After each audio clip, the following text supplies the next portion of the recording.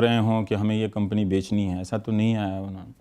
तो वो जो फोर्स एक तरह से अधिग्रहण था, उनके पास क्या रास्ता था? उनके पास तो कोई रास्ता नहीं था। लेकिन आप मुझसे पूछ रहे थे तो मैं अपनी कहानी बताऊंगा ना, डॉक्टर राय अपनी कहानी बताएंगे कि उन्हें किस तरह से ईडी में बिठाया गया, किस तरह से केस बनाया गया, 10 साल में कुछ भी नहीं हुआ। और वो आदमी खरीदने आता है जो अखबारों में, रिपोर्ट में, एनालिसिस में मैं देख रहा हूँ कि जिन्हें करीब समझा जाता है सरकार का। और खासकर वो तस्वीर भी है जहाज में जिसमें मिस्टर अदानी बैठे हुए हैं और प्रधानमंत्री बनने वाले नरेंद्र मोदी भी बैठे हुए हैं, तो वो तस्वीर भी काफ़ी है इस तरह की धारणाओं को बनाने के लिए।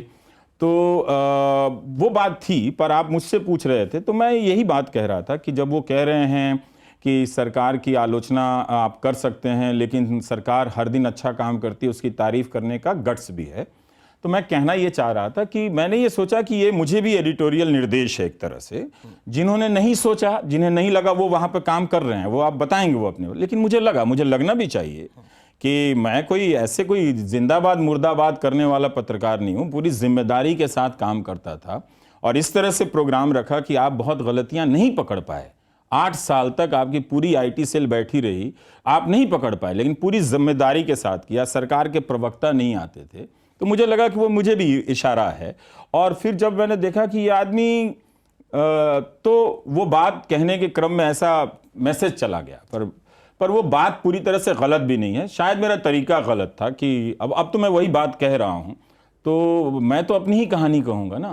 अब जब आप बाकी उन रिपोर्टरों से पूछेंगे जिन्होंने एनडीटीवी को बचाने के लिए उसके स्ट्रगल में, उन्होंने भी बहुत सारे ऑफर छोड़ दिए और काम किया उन्होंने, तो ये कोई अभी वो कहानी आई नहीं सामने। वो कंपनी अब किसी और की हो गई है, लेकिन सबने उसी जज्बे के साथ जो आघात झेला है पिछले 8 साल में इस कंपनी ने, उसमें संघर्ष किया है। तो वो ऐसा आ गया कि वो भाव था। आपको लगा कि वो आज़ादी वहां पर नहीं होगी और आपने वो ब्रांड छोड़ने का फैसला किया अपनी जो ढंग से आप बात कहते हैं उसको बरकरार रखने के लिए।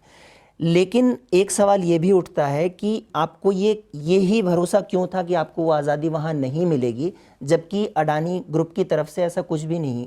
बात सिर्फ आज़ादी की नहीं थी, है ना। जो आदमी आ रहा है उसकी पहचान क्या है, उसकी बाजार में साख क्या है। आप कुछ भी हो सकते हैं, प्रणव राय के बराबर जो उनकी साख है, जिन्होंने इस टेलीविजन इंडस्ट्री को, इस देश को दिया, बात करने का तरीका सिखाया, वो तो नहीं हो सकते ना।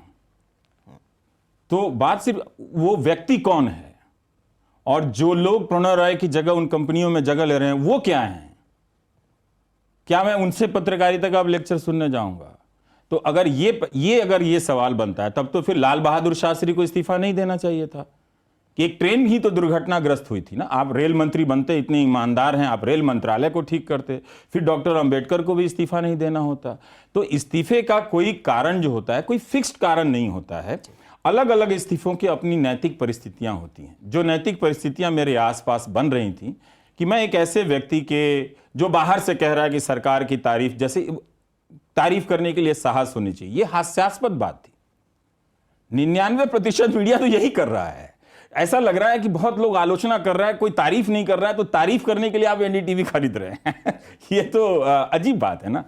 तो ये सब चीजें साफ हो रही थी। मैं भी अपना समय ले रहा था। लोग कह रहे थे कि देख लेना, छोड़ने से पहले कुछ पैसे मिल जाते हैं, नहीं मिलते हैं, कुछ सेवेरेंस क्लॉज होता है, वो सब देख लेना, तुम कैसे करोगे, घर कैसे चलाओगे।